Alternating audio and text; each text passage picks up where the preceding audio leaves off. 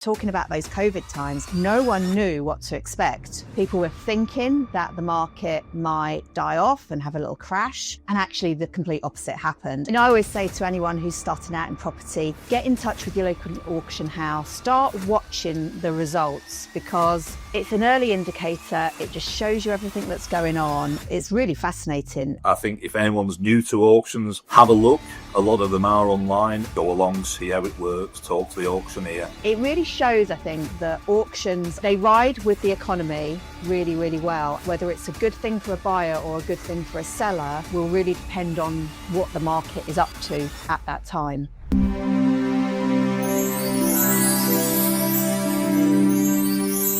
Building wealth through property isn't about chasing big deals and paydays. It's about owning assets that make money for you consistently. But figuring it all out on your own, that's where most people get stuck. That's why we created this Property Life membership. It's everything we wish we had when we started. Expert guidance, real-world case studies, and a private community of investors actually doing deals, not just talking about them. So you could spend years trying to piece it all together yourself, or you could plug into a system that's already working for our community. Check out our membership page at This Property Life. Everything you need to know is right there. Success is a team sport. Come join in. Hello and welcome to This Property Life. I'm your host for today, Sarah Blaney, and today I'm joined by a really amazing and hopefully really interesting guest, Stuart Cooper. Stuart is the Director of Auction House for the Northwest. So today's episode is all about auctions, but welcome to This Property Life, Stuart. Morning, Sarah. No pressure. Thank you very much. And thanks for having me along. You're more than welcome. So today we're going to really focus in on auctions because they are a really fascinating part of property, both for buyers and sellers.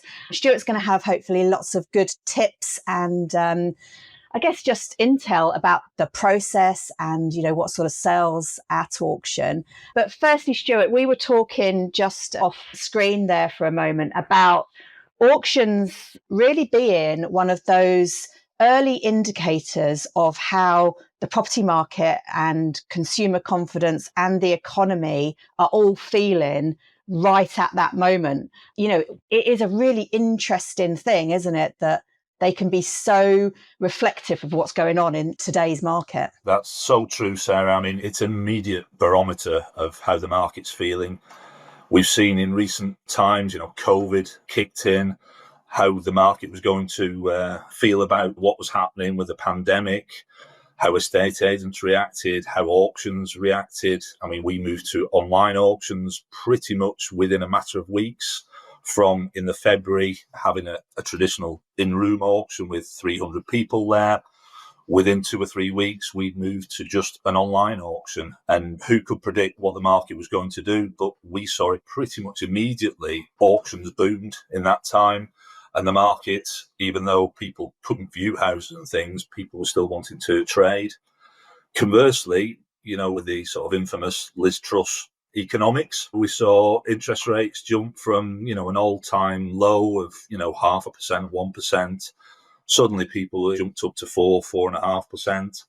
And we saw that immediately, you know, as soon as, you know, the week before an auction, we had Liz Truss economics going through. And we saw that immediately. Bidder numbers were down, success rates were down, the prices achieved were down. So it is immediate, and it's just a barometer of how the economy is doing. At the moment, hopefully interest rates are looking like they're going down. There's a little bit of confidence in the market. So fingers crossed, better times ahead. Before we jump in, let's tackle one of the biggest hurdles for property investors: finding the best buy-to-let locations for top returns. Over the years, we've helped countless individuals pinpoint the most profitable locations and maximise their rental income. To make it easier for you, we've put together a free guide to buy-to-let hotspots for 2025, designed specifically for you to understand the market, stay ahead of the trends, and it even includes a list of our top 10 locations in the UK. Get it now for free by clicking the link in the description below and start building your property portfolio today. Yeah, and I just think it's, I always say to anyone who's starting out in property, like, if you get in touch with your local auction house and just start watching the results, because it is It's an early indicator. It just shows you everything that's going on. It's really fascinating as well. But, talking about those COVID times, no one knew what to expect when that happened.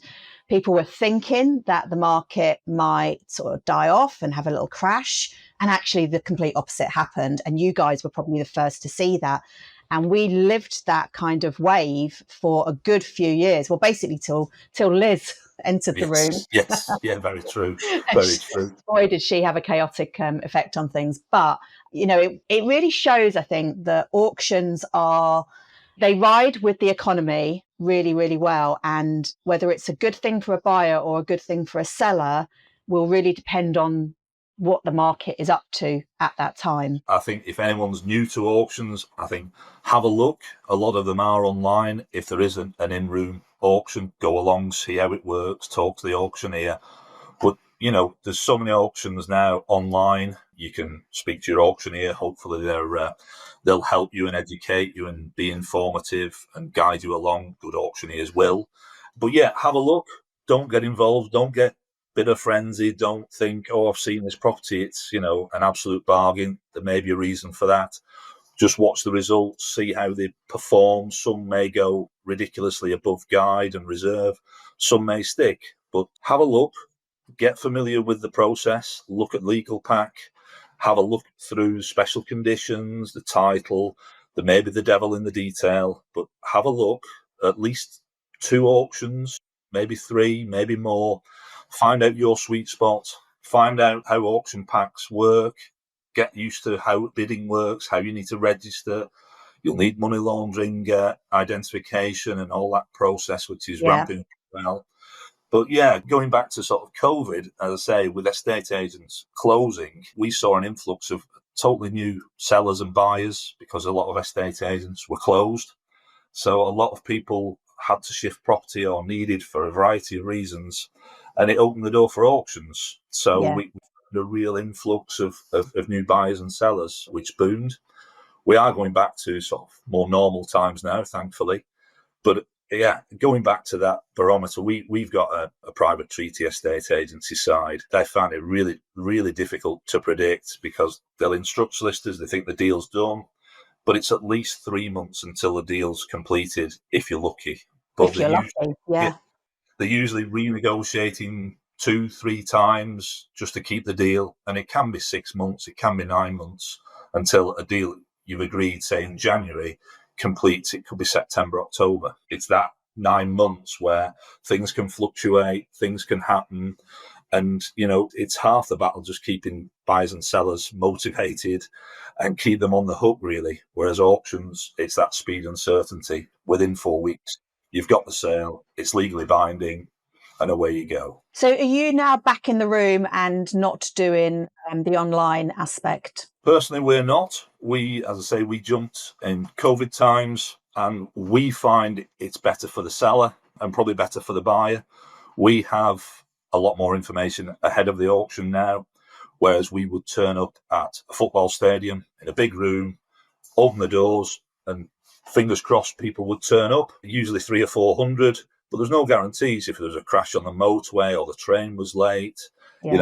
Buyer could be stuck for no fault of your own, but they just couldn't get to the auction for one reason or another. And yes, you still had telephone bids, proxy bids, but if someone was planning to go to the room and for some unforeseen circumstances got delayed or whatever, you could lose a sale. Whereas now you could be sat on a beach in Marbella, say, or Jamaica, and with a click of a button, you can buy a property. So it was always going that way. We sort of resisted it. We thought, traditional auctions, really nice. You get 300 people, talk to buyers, talk to sellers, bit of a networking event as well.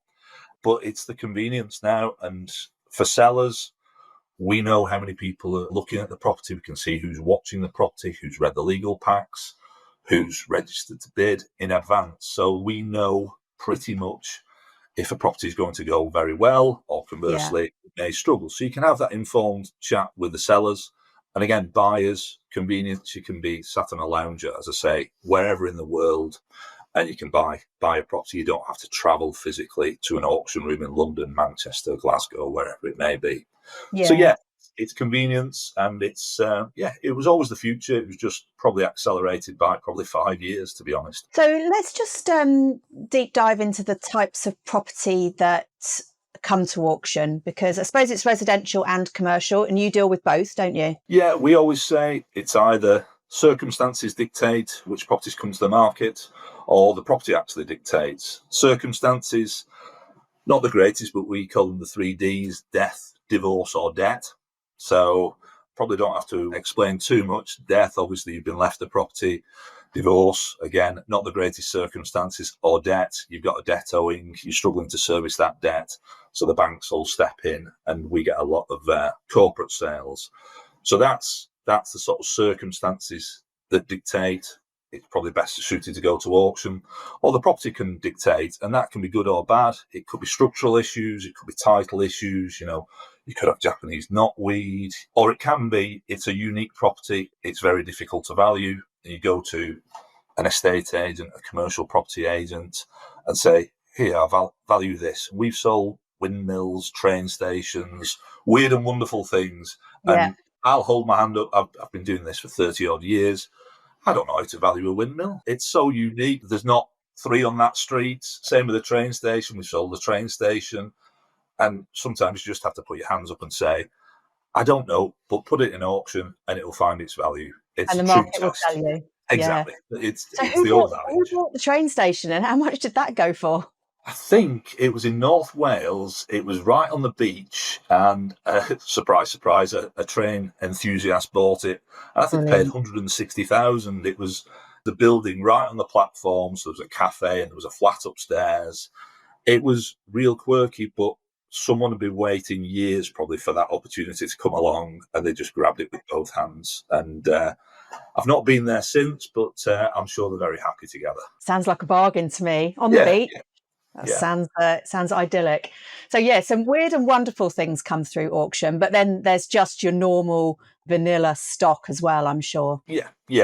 Whenever we go out to auctions and they say, well, is it not just rundown terraced houses in poor areas that you sell? And it is. We have quite a lot of that because, the circumstances dictate. It's run down, builders run out of money, banks repossessed it, whatever it may be. But we also, we sold probably half a dozen £1 million plus properties last year from stately homes. Again, that was a repossession. We've sold office blocks in city centres for sort of 3 million.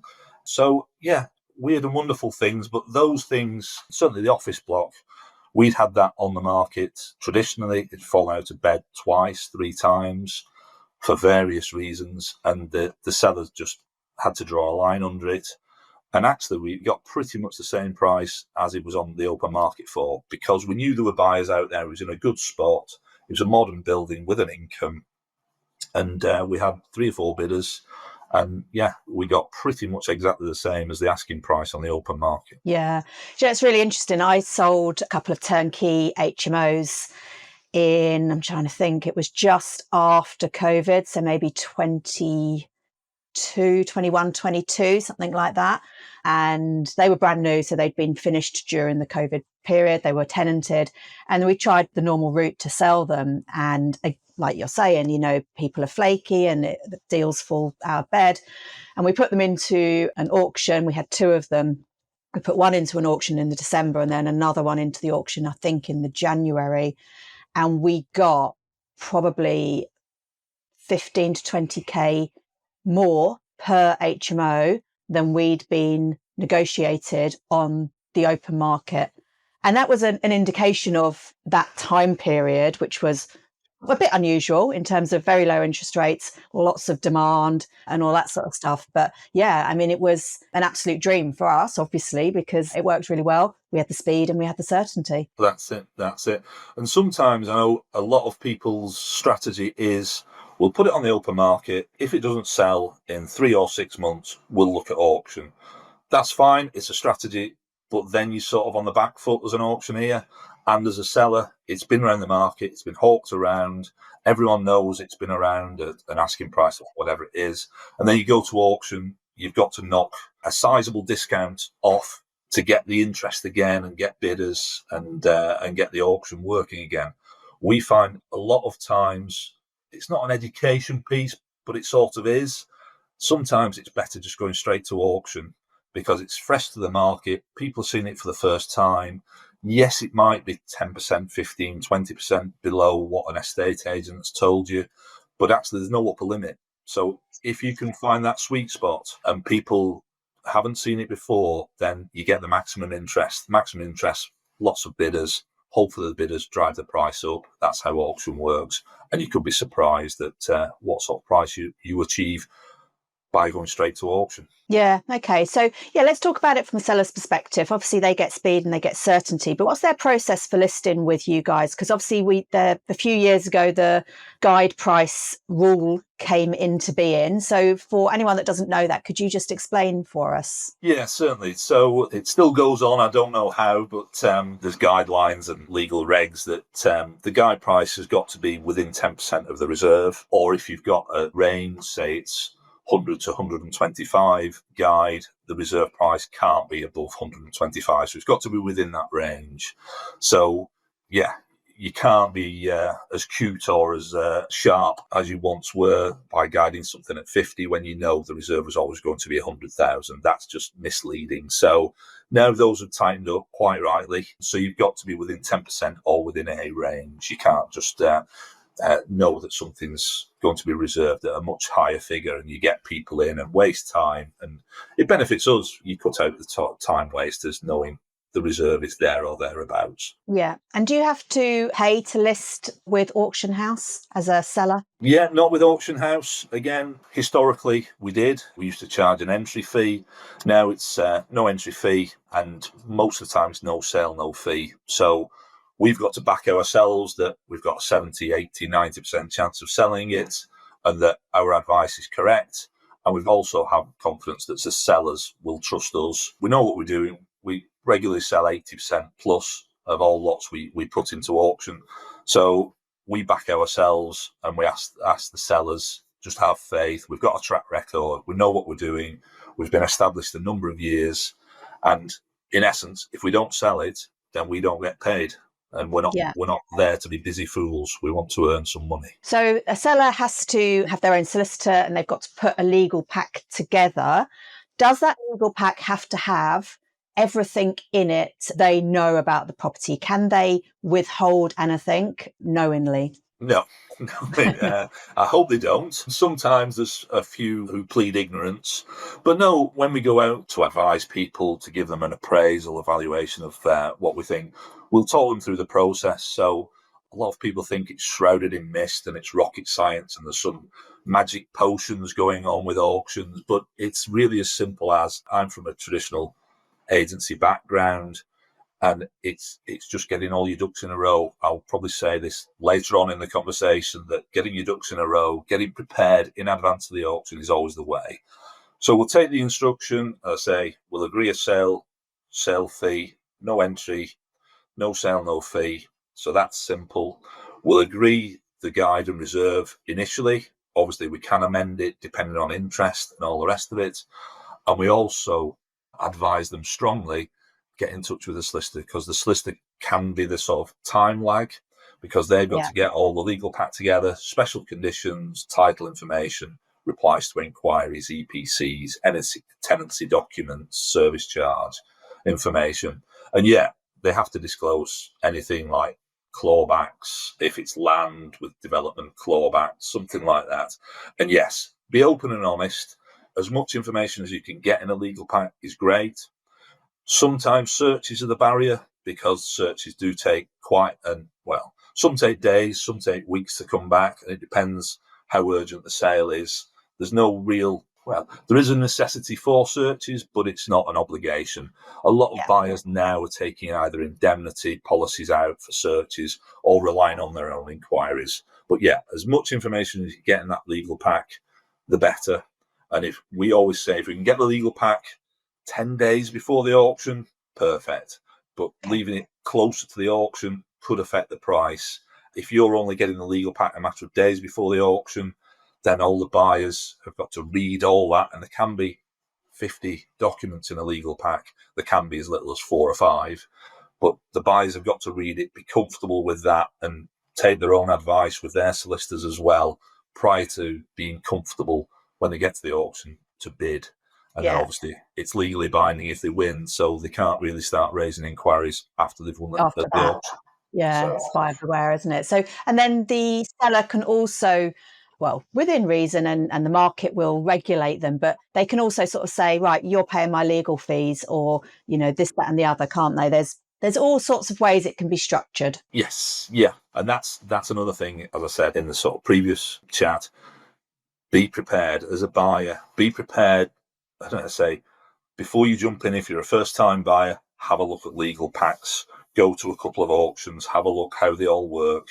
A lot of sellers are quite cute.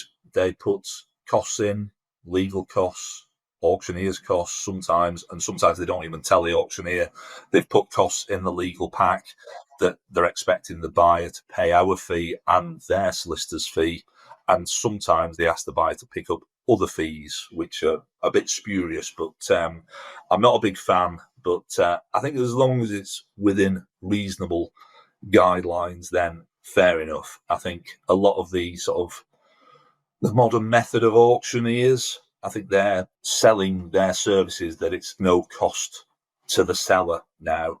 I'm not a fan of that because in essence, you're just asking the buyer to pick up, it could be 5-6% plus VAT on the purchase price, and it adds up. And in reality, all the buyer's going to do is discount the price they were prepared to pay by that amount. But it works. It's horses for courses. I don't like it. I think I'm giving a service, hopefully to the seller, to try and get the best price for them.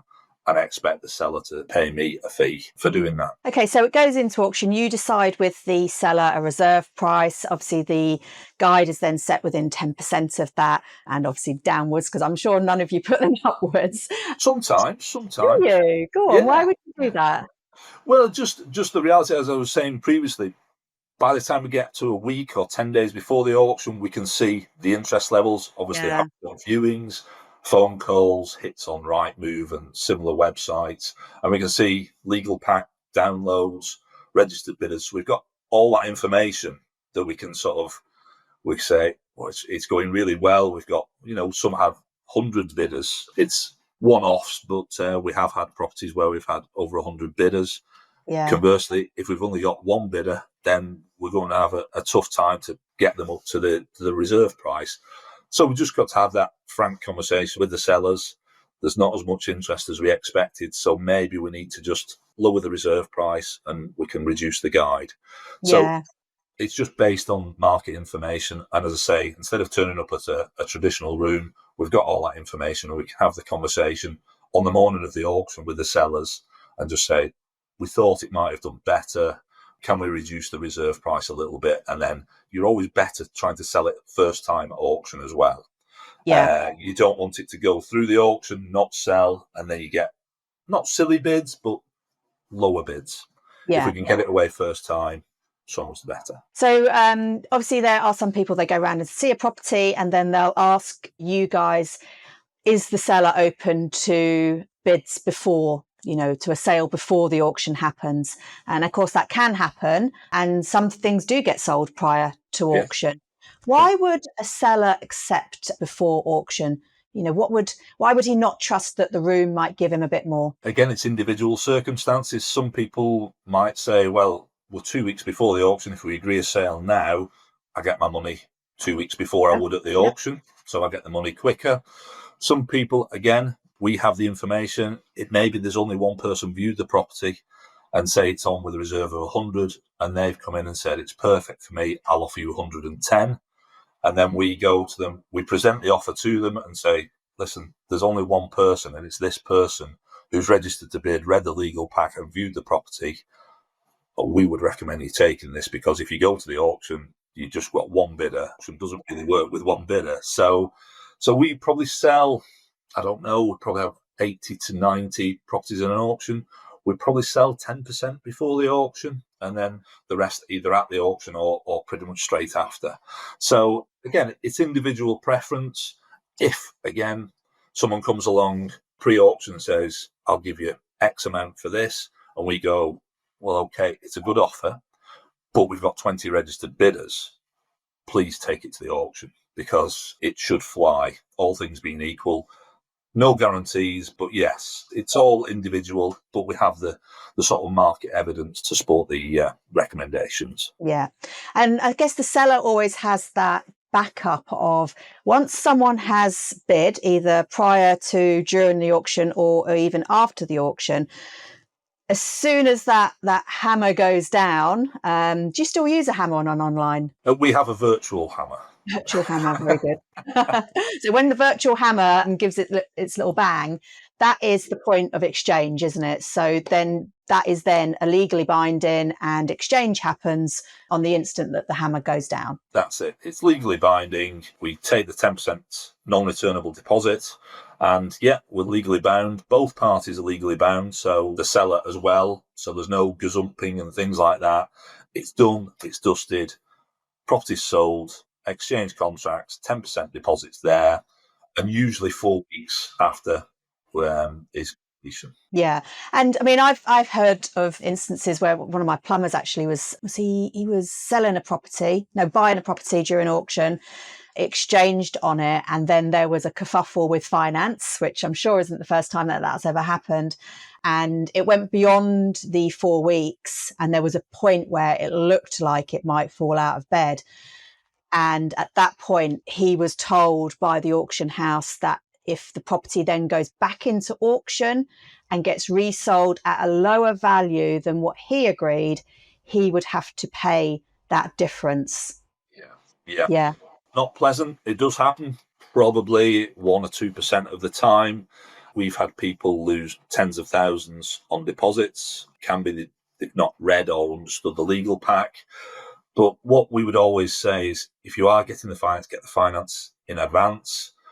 Appreciate high street lending is not a quick process. There are lenders out there who, bridging lenders, secondary lenders who can act a lot quicker, so we can put people in touch.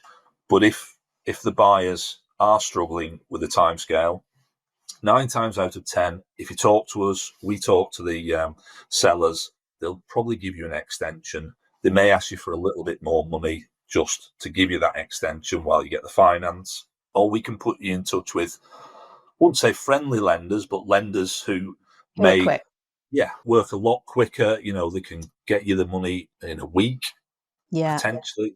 Obviously, interest rates might be different to your high street, but it's that trade-off. We can have that conversation, but we always say, just speak to us. Just don't go quiet, and then the day of completion say, oh, I need another 3 weeks because my finance isn't in place. Tell us as soon as possible. Again, we can try and speak to the sellers, put you in touch with lenders who can act quickly and get you out of that hole. But yeah, don't stick your head in the sand, please. Yeah. And just from a buyer's perspective, I mean, I think, hopefully we don't have to say, please go and visit the property and have a look around. Please look at the legal pack. All these things are sort of, I'm hoping that people are doing that. But just as a general, 30 years in the business, what are the top 3 mistakes that sellers make when they go into an auction? The number one is not getting the ducks in a row. Read the legal pack. It's a lot of the percentage of buyers we haven't read the legal pack. Really? Gosh. Yeah, it's not an insignificant number. A lot of them will speak to us and say, well, what's in the legal pack? We can't advise you. We're not solicitors, we're auctioneers. But the amount of people who ring us up and say, well, tell me what's in the legal pack. So, well, it's 50 documents. I can't tell you everything, and I don't know your personal circumstances. But yes, please read the legal pack. Please get solicitors' advice, your own solicitor's advice on the legal pack as soon as possible. Get your ducks in a row. Make sure you've done your due diligence. Inspect the property. There may be something. When we're taking photographs, we're trying to make the property look as nice as possible. So we might not take a picture of the cracks in the dungeon or the acro props in the basement. So please physically inspect it. Do all your due diligence as soon as possible. Get finance in place before you come to the auction.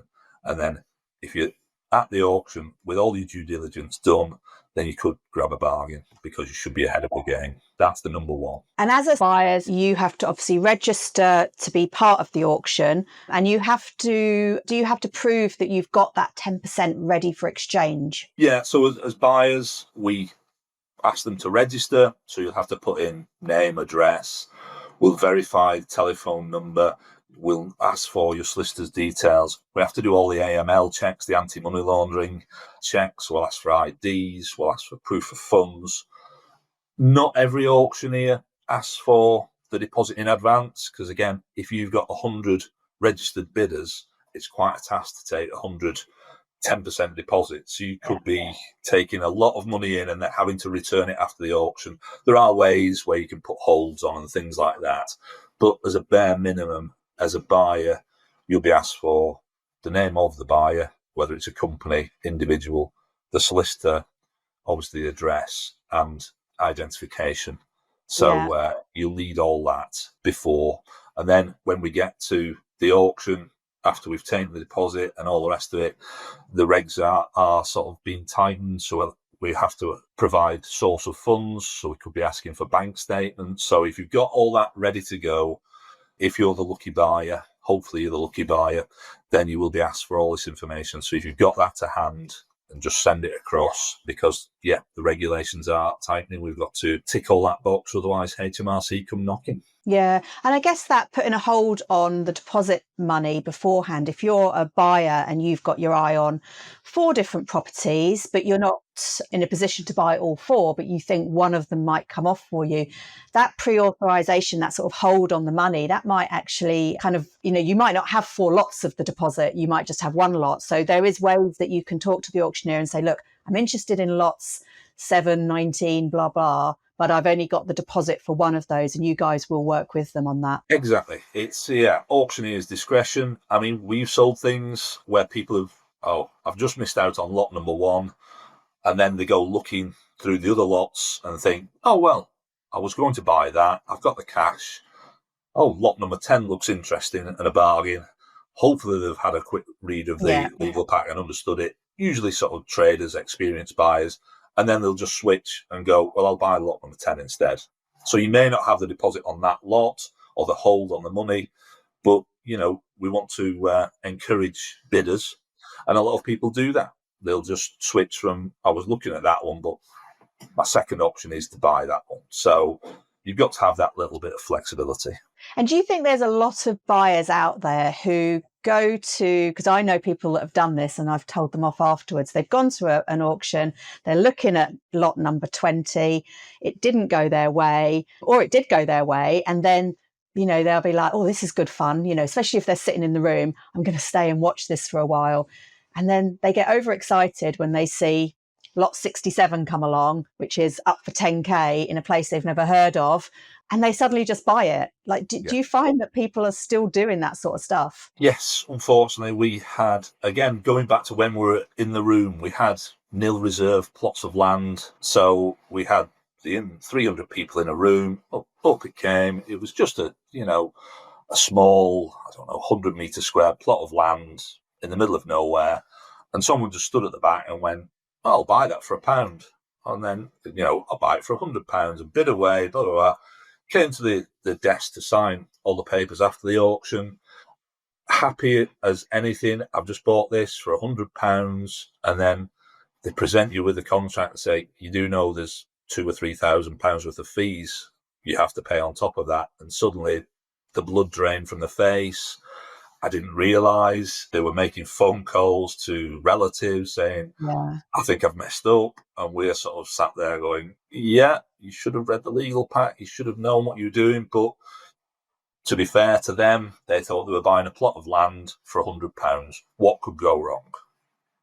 Do you think that's probably decreased now that you've gone online, that people aren't as trigger happy perhaps with the purchasing? Depends who you believe. We've had people who, I don't think I pressed the bid button then, and things like that. You get the weird and wonderful excuses. And they say, well, you registered, you uploaded your identification to register to bid, and then, you just slipped and didn't mean to click on the bid button. But Yes. Walked across my keyboard. Exactly. Yes. Yeah. The hamster. But yeah, we try to notify everyone who's registered, everyone who's looked at the legal pack gets an email from us, and we do put a paragraph in saying, please make sure you've done your due diligence. If you are the winning bidder, it is legally binding. It is exchange. The 10% of the deposit, minimum 5,000 or whatever the minimum is for your auctioneer, is not returnable. So if you win, sorry, that money is effectively gone, and it goes to the seller. Sellers don't want that to happen, but we have had sellers who are quite happy to take someone's 10% deposit and then sell it again in the next auction. We try and avoid that wherever possible, but sometimes it happens. And another story that I've heard throughout the years, and I guess I don't know how much truth there is to this, is that there was a glory period where people would buy, terraces in wherever, Wales, wherever it was, that were, needed a bit of work doing, and they'd smash them up a bit further and then put them into auction, because actually the more smashed up it was, the more money they were going to get, because people thought they were going to get a bargain. Was there an element of truth to that? I've not heard that one specifically. We have had one, and I think there's a general rule: the doer-uppers, as we call them, tend to fly at auction. And the builders out there who may be short of work and just think, I can throw a couple of lads or workers on there, spend whatever, 10, 15, 20,000, new bathroom, new kitchen, and sell it for a profit. I suppose they've got their costs fairly under control, so they know what it's going to cost. I mean, one example is it was a colleague at one asset manager had a terraced house, been left to them. The relative was a hoarder, and you couldn't even open the front door, and they'd been quoted, I think it was 10, 15, 20,000 just to get rid of all the rubbish out there with all the skips. We looked at house prices on the street. They were probably 50 to 60,000 for a 2-bed terrace. We put it in auction. I think we put the reserve at 10,000, something like that, because it was going to cost you best part of 20,000 just to clear it before you even got into the refurb.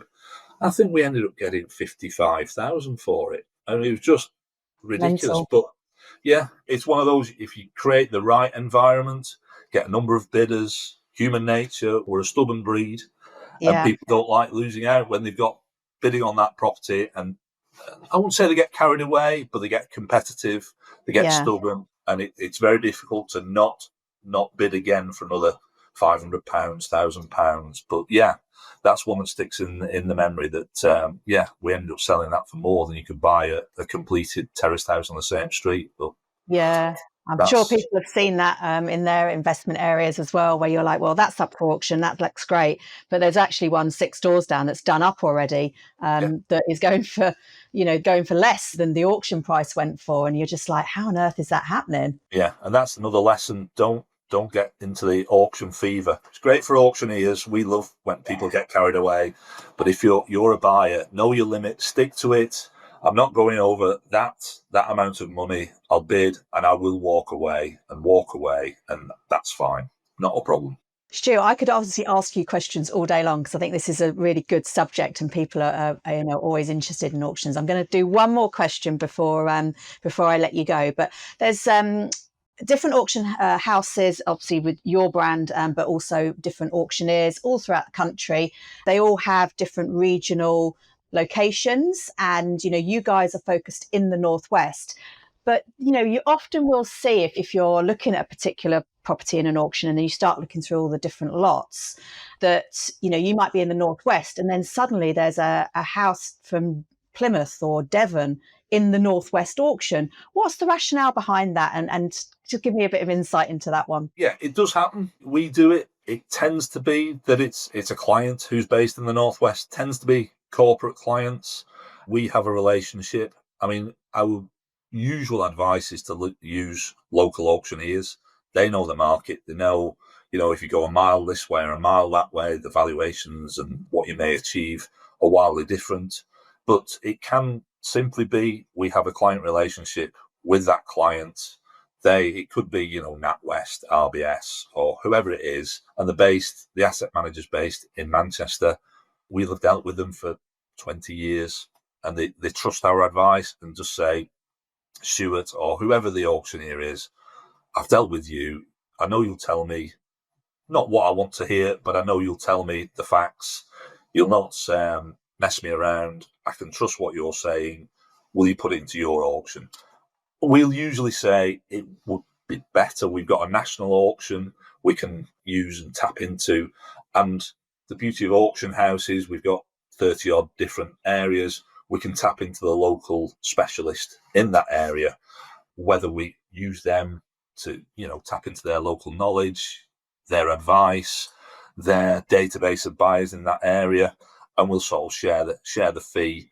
But the actual asset manager or the bank or corporate client just wants it to go in our auction. But it gets national coverage through the network anyway. But usually it's better with a local auctioneer who knows the ins and outs of that market. Yeah, fantastic. Well, thank you so much for such a brilliant insight into the process. I reckon there's lots more funny stories that we could go over in another podcast episode, I'm sure. But for now, I mean, Stuart, how can people get hold of you to find out more about the stuff that you're running? And when is your next auction? Next auction is 16th of April. We usually work monthly. So we've got monthly auctions. We're already putting things in for the May auction.